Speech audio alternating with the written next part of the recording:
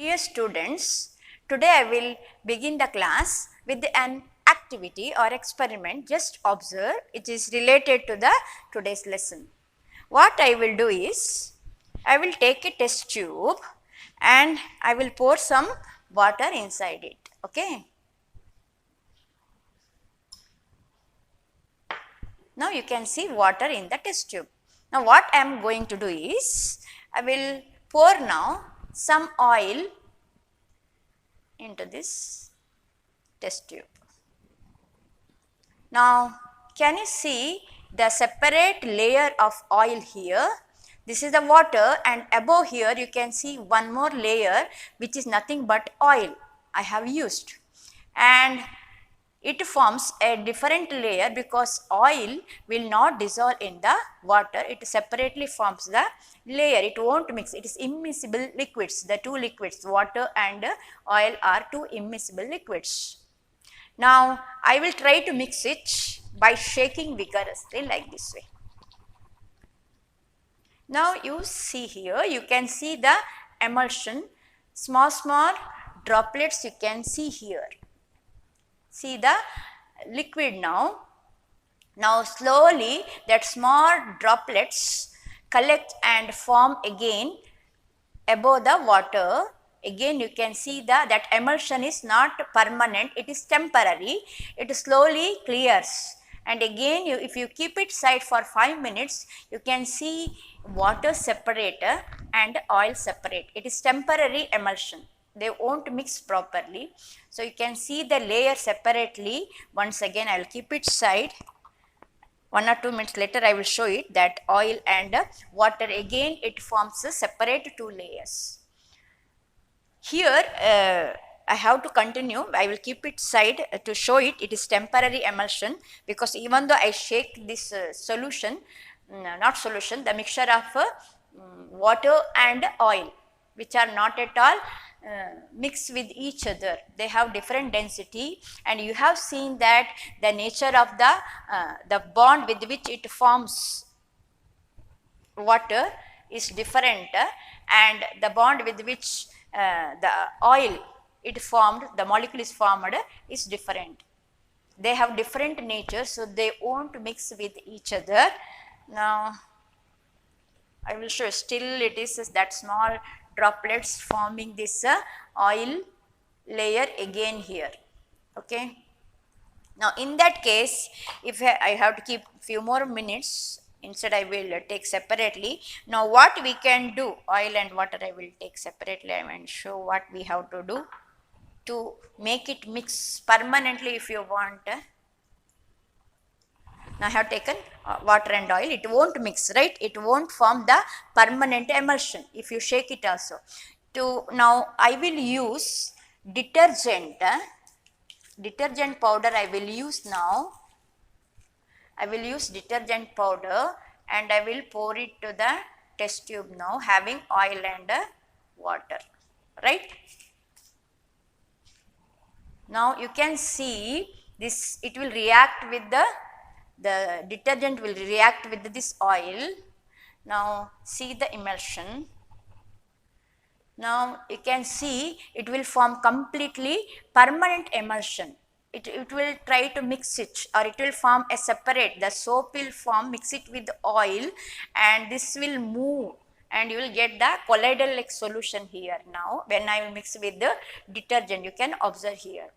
But here the first case, still it will take some more time. If it keep it side, oil, this water and oil, it separates, it won't mix. But when I added with the detergent, it will remain like this way. It won't form again the oil and water. Okay, so it will the detergent, or you can use soap, it will surrounds the oil part. Now I did the activity. What you come to know? The oil and water, which are not at all miscible or mixed with each other, by adding the soap or the detergent powder, I make it to form a permanent emulsion, the mixing of that one. Now, what is the action done by the detergent or soap, and what is the role it will play in the removing the dirt of our clothes or it may be utensils. So, that is the lesson we are going to learn. So, today we have to learn it is the action of the soap.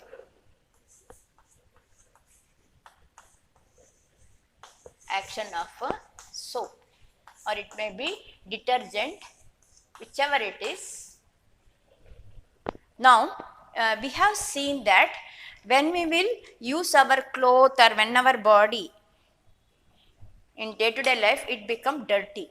So, it will form, or by wearing the clothes, the dust will stick, or while eating some food items, it will fall on the dress items, it will stick to the dress. Now, usually, it forms the dirt. By wearing the dress or your body, dirt will accumulate, it will stick to our body or the cloth. You want to remove it. Now, what is the nature of this dirt? It is found that the dirt, whatever it may be on the body or on the cloth, usually its nature is, it is oily in structure. The dirt is nothing but oil. It is oily in the structure, and by just if you put it in the bucket having water and immerse it and remove it out, it won't remove because it is oil in nature, and you have seen oil will not mix with water. So, you cannot remove it by just cleaning, putting it water and removing it out. By rinsing it water, it will remain in the cloth. You want to remove the dirt which have the oil in nature. Now, what we will do is, we will use soap or detergent, and by brushing it, and you can see foam will form, and several times you will rinse it later, and when you take that dress or the cloth, it becomes cleaned up without dirt. Clean dress you will get, right? Now, how this soap or the detergent will do the action of cleaning?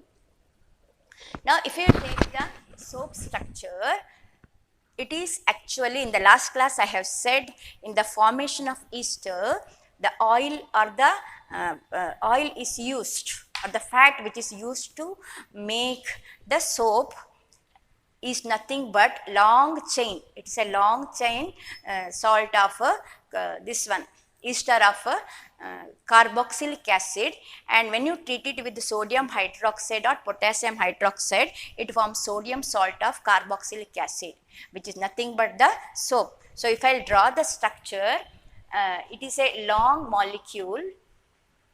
Actually, it is the carbon chain, CH3, CH2, CH2, like this way. It is a very long molecule having the big carbon chain, 15 to 16 or 17. This type of structure will be there in this chain, long chain like this way. I have drawn only few atoms of carbon and hydrogen, and at the end we have like this way. Either it may be sodium salt or it may be potassium salt of this is nothing but a carboxylic long chain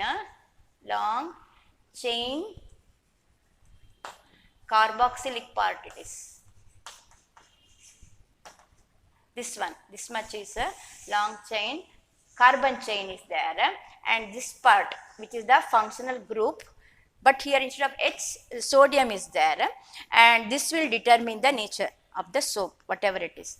And actually, this is the hydrocarbon, and your oil also hydrocarbon. It is made up of hydrocarbon which won't react with the water. It is hydrophobic part. Hydrophobic means, you know the meaning of phobic. Phobic means afraid of. Hydrophobic part, this long chain hydrocarbon, and this end, actually sodium has got slight positive charge, and this is charged particles usually attract towards the water, okay, and this one is hydrophilic. Philic means affinity, love, hydrophilic.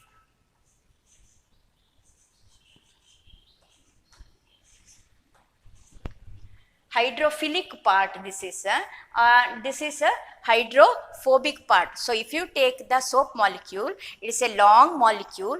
One part of the soap molecule is made up of long hydrocarbon chain here, one end, and other end is the sodium salt of that carboxylic acid. It is a hydrophilic end, that is it has the affinity or it will react with the water, but other end which will not react, it is don't have any affinity to try to move away from the water. But if you take the oil, it is also long hydrocarbon chain it is, so they have the affinity, it will move towards the oily structure wherever it has, whereas this part will move towards the water structure. So instead of writing this much, I will show it with the diagram, you will better understand. So I will draw the water molecule in this manner. So it have the long chain of the hydrocarbon which is hydrophobic end.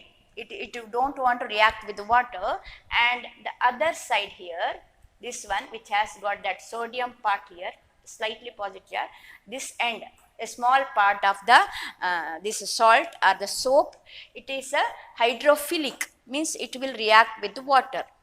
Now when you use soap, the cloth will be in the water, and if you put soap or if you will make it rinse with the soap or if you brush it, whatever it is, soap or detergent.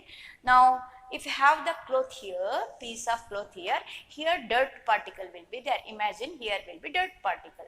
Now when you put the soap, the soap's this one hydrophobic part, that this chain will attach slowly, one by one, come and attach to this dirt because it is oily in nature, and the other, the water loving end, that will be away from this dirt, and another molecule of the soap will come and it will attach, and one more it will come and attach slowly, one by one the soap molecule will come and attach. And after some time, if you see here, it will drag it or it will react with this one. So slowly when you brush it or when you agitate it, this one, the cloth and the soap, what it will form, this dirt particle at last form, at the center it forms the dirt particle. If it is dirt particle, children, say it is blue dirt is there, imagine it's the blue dirt one here, and this dirt will form like a central part here, and this soap surround it like this way. Everywhere the chain, long chain hydrocarbon part which is hydrophobic, which won't like water, it forms this like structure. It is surrounded by the soap, one part of the one end of the soap molecule. Everywhere it is surrounding like this way, it forms this structure. When one by one will come and attach the dirt like this, it forms this structure which is called micelles.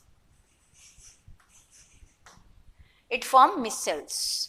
Here when soap will surround the dirt particle here, as I said, the long chain of the soap will react or attach with the dirt, and the water loving, the small end, the sodium end of the soap molecule will away from the dirt.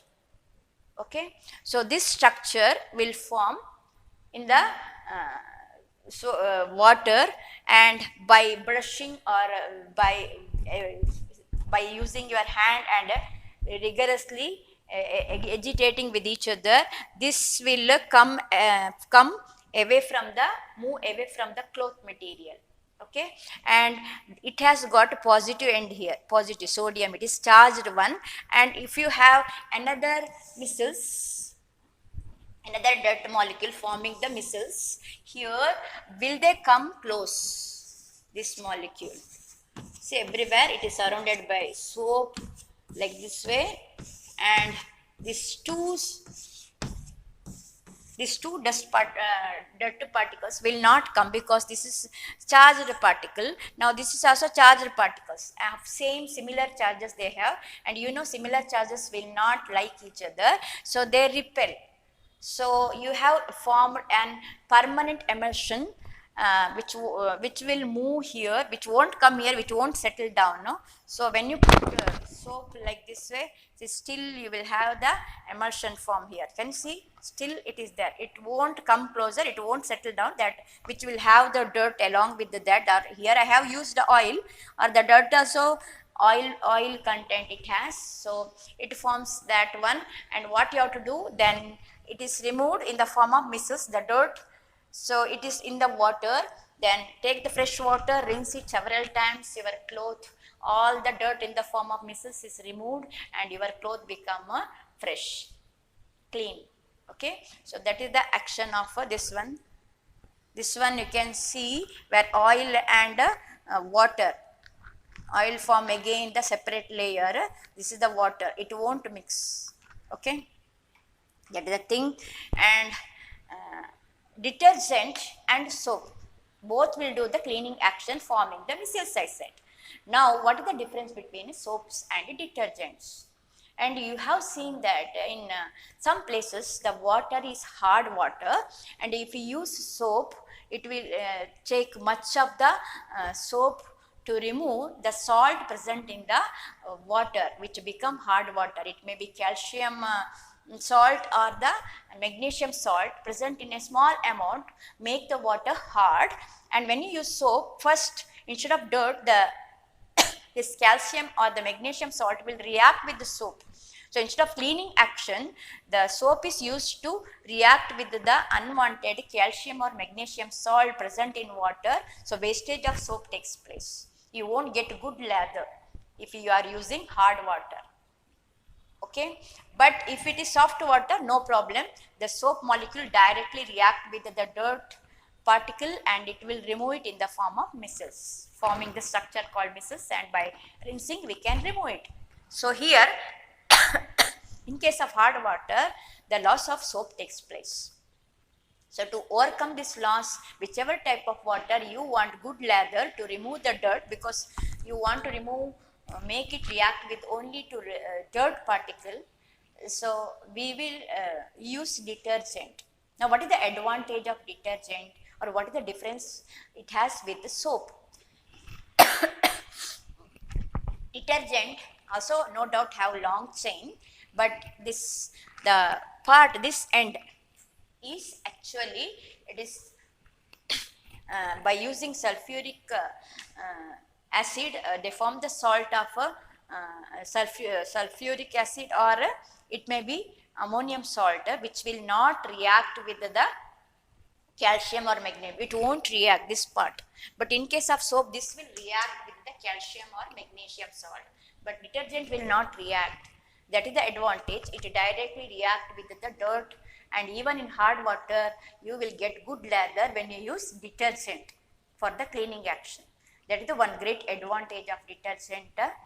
And cleaning action is done similar to soap by the detergent, but it won't react with the unwanted salt, and which form a scum, a white material you can see when soap reacts with the calcium or magnesium salt. We call it as scum. So scum formation will not take place with the detergent, but this will take place with the soap, which is reacting with the calcium or magnesium salt, which is the base stage.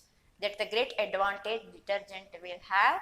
So any place, anywhere if you go, if you use detergent, you will get good lather. Okay. So that is the end of the lesson today. Today's lesson, as well as the chapter is completed. We'll see the exercise or the important points later.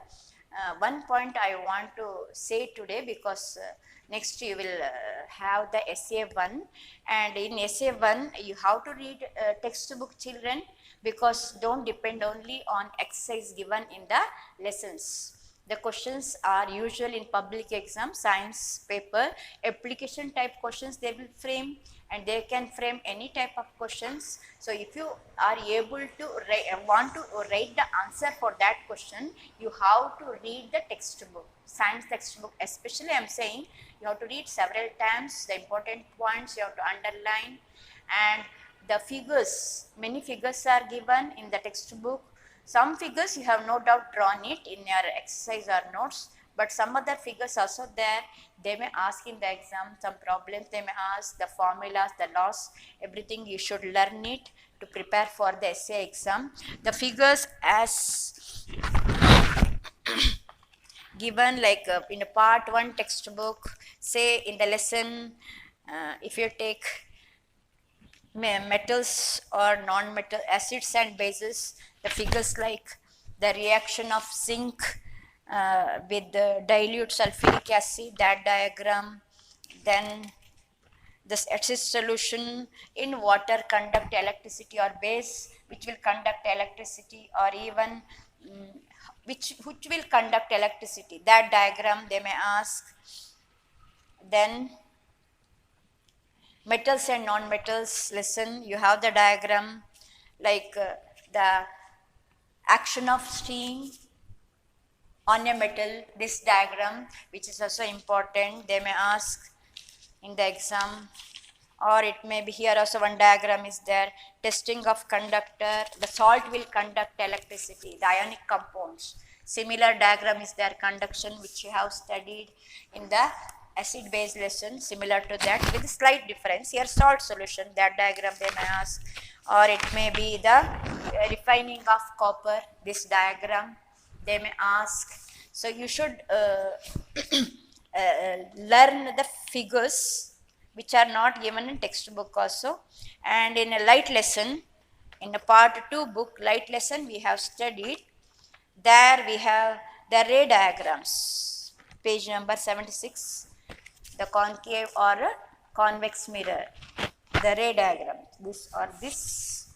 So whichever way they may give, you should be able to answer. You should not say it is not given in the exercise or notes. Better read textbook, children, prepare it, and in this way we have completed the carbon lesson, and you can see the important points like what makes carbon so special to have millions of compounds, which is carbon compounds.